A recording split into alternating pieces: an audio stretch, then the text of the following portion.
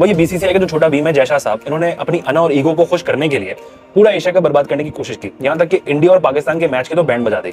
अब कहानी ये है कि बहुत सारी खबरें आ रही हैं श्रीलंका से कि एसीसी कोशिश कर रहा है कि कोलंबो से किसी तरह से मैचेस शिफ्ट कर दें डंबोला में या पाले किले में, क्योंकि कोलंबो के अंदर पिछले 8 दिन से बारिशें चल रही हैं और अगले 15 दिन तक बारिशों के चांसेस हैं और मैचेस वॉश आउट होने की पूरे प्रेडिक्शन दी जा रही हैं।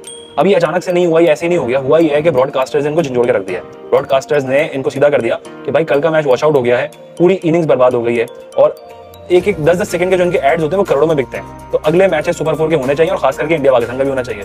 तो फिर जय शाह साहब को जरा ख्याल आया कि हाँ भाई मैचेस शिफ्ट करने और कोलंबो से लेके जाने डंबोला में। अब पीछे पड़ गए डंबोला के, कोई मजाक थोड़ी है कि डंबोला में अचानक से आप मैच शिफ्ट कर देंगे, इतनी तैयारियां करनी है, ग्राउंड तैयार नहीं है, फिर ब्रांडिंग होती है, हर चीज 1000 काम होते हैं। मैच कोई गली मोहल्ले का मैच थोड़ी है कि एक गली से दूसरी गली में जा रहा है।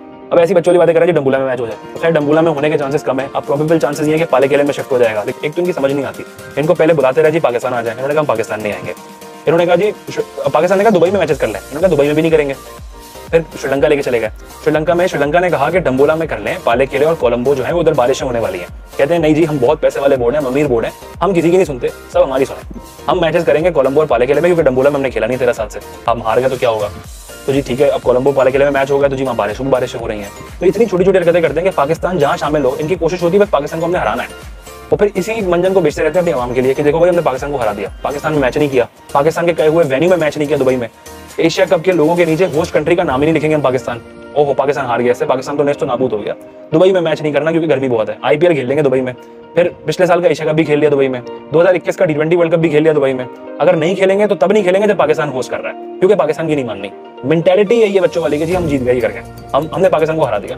बिल्कुल भी जो है ये इस तरह की छोटी छोटी हरकतें करके आवाम को बेवकूफ बनाते हैं और आवाम इनकी जो है खुश होती है। इनकी इंडियन फैंस को समझ जाना चाहिए कि जय शाह साहब ने अपनी पॉलिटिक्स के लिए ना पूरे क्रिकेट को खराब कर दिया है, बिल्कुल भी ग्रेस शो नहीं करते। ग्रेस से याद आता है इरफान पठान साहब, एक तो पहले कहीं ना कहीं आके पिन करते हैं, फिर अगर हम इनको याद दिलाएं कि आपने ये किया था तो कहते हैं जी पड़ोसियों में ग्रेस नहीं है।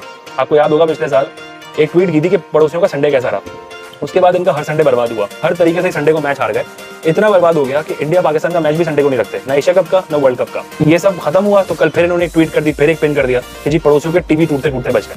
अब भाई कौन से टीवी टूटते टूटते बच गए? आप लोगों की खुद जो है हलक में आई हुई थी कि हम मैच हार सकते हैं, पाकिस्तान चेज कर लेगा, ये हो जाएगा, ओवरकम हो जाएंगे, पाकिस्तान को फायदा हो जाएगा, और फिर कहते हैं जी टीवी टूटते टूटते बच गए। अब खुद पिन कर रहे हैं, हम याद दिलाएंगे फिर इनको तकलीफ होगी।